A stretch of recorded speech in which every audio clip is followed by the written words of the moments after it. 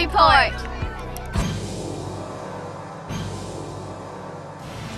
When you call for just any ambulance service, you never know what you might get.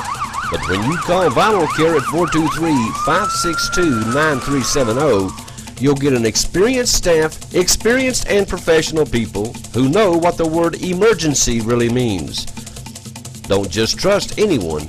You do have a choice when it comes to ambulance service in this area. 562-9370. Jacksboro Middle School played Oneida Saturday in the TMSSA Championships at El Hope Donsit Stadium. What a beautiful day it turned out to be, but first there were two other games before we get to that one. 5 years in a row for Coach Sean Bassler of Coalfield. They'd won their last 3 championships in single A in a row, and you figured since this was Fairview's first time ever in the game, that the Yellow Jackets would have their way. They'd beat the Rebels handily. But something happened between that last loss for Fairview and this game. The Rebels of tiny Fairview came into this game actually believing they could win, and they did, 44-42 in 4 overtimes. What a game this was. Congratulations to Scott Cash and the entire staff at Fairview on their first ever appearance in the championship game and their first ever win in this championship game. Now the second game saw Lake City blank Huntsville. The Lakers drove the ball, got some big turnovers when they needed them, and they got big stops. And before the Bulldogs knew it, game over, and Lake City was your champion to the tune of 12-0. Now to the Jacksboro Middle School Oneida game. They were hoping for a different outcome, but the Indians played the same song and dance, winning 28-18. Last time these two teams met was Oneida winning up theirs 36-6. Though it was a much closer game, the results were still the same. But we do want to congratulate Mike Miller on being voted the Coach of the Year in the district by his peers, but it was still little consolation. The all-district team was announced, and from Jacksboro Middle School it was Jared Ray, Landon Burge, Eli Cross, Shane Bowman, and Max Ferris. For La Follette Middle School it was Austin Stone, Cody Lawson, Mike Rhodes, and David Burke. Here's some high school playoff scores for you. Maryville beat Hardin Valley handily 42-10. And Oak Ridge handled Science Hill 35-28. It's a closer game than what everybody thought.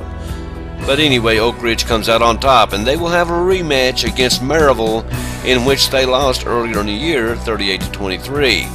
So it's Oak Ridge and Maryville in a 6A playoff game. Ooltewah beat Anderson County 47-28. Ooltewah will move on to play Lenoir City. Powell beat Knox Central 33-7. Powell will move on to play West. West Green beat Cumberland Gap 17-12. West Green will move on to play Sullivan North in the 3A region. So we've got Oak Ridge and we've got Powell still yet in it. Okay, Jim Bunch, listen up, old buddy. Dobbins-Bennett beat a very good Bearden team 35-7. Dobbins-Bennett will advance to play Sevier County in the 6A region. They announced the all-district teams, and they are Nick Bailey, Andrew Evans, Trey Torres, Bo Ferris, Jordan Kindred, Corey Phillips, and Brandon Long was your academic all-district. Honorable mention were Christian Monday, Slayton Allen, Chris Schaus, Ethan Miller, and Isaac Phillips. District honors also go to Coach of the Year, Scott Blade of Oak Ridge, your MVP, Ryan Hall of Oak Ridge, Offensive Player of the Year, Andy Long of Anderson County, Defensive Player of the Year was Matt Rayburn of Hardin Valley, Lineman of the Year was Sharon Moore of Powell, and Special Teams Player of the Year goes out to Brent Beeler of Oak Ridge, and your Newcomer of the Year is our very own Ethan Jeffords of Campbell County. Saturday. If you think our lunch specials at the diner are great, then you ought to come in Saturday morning and enjoy their breakfast from 7 to 11. That's right, the same great quality they put into every Sunday lunch, they also put in their breakfast. So come in this Saturday and see what I mean. The diner on Jacksboro Pike, now serving breakfast every Saturday.